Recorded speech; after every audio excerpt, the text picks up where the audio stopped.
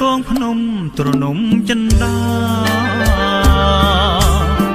ក្រោមដើមពុទ្រីអ្នកភូមិថ្មគោខ្មុំតូចយំខ្នងភ្នំក្អែកបងស្រណោះពៀនយល់ស្រមោលដួងចិត្តយើងអង្គុយលេងស្ដាប់លេងវាយ៉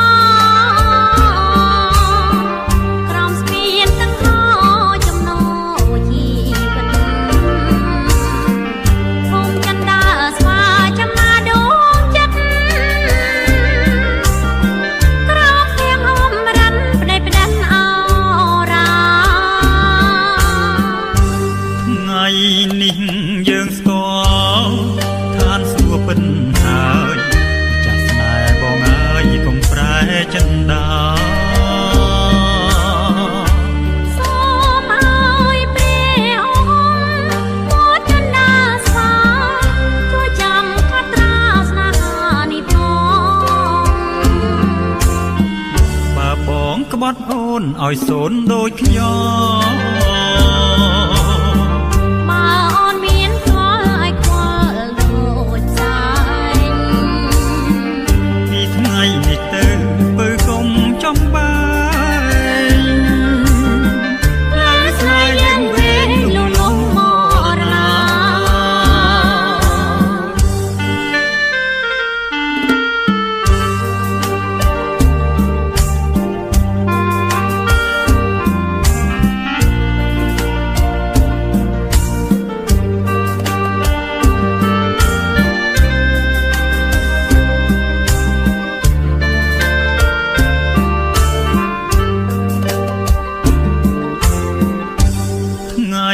នេះ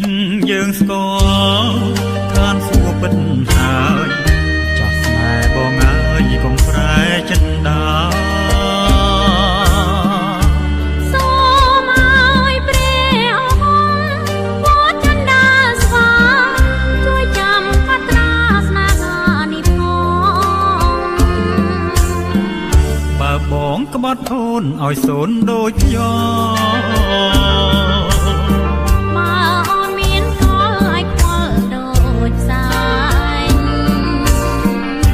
ថ្ងៃនេះទៅពើកុំចំបា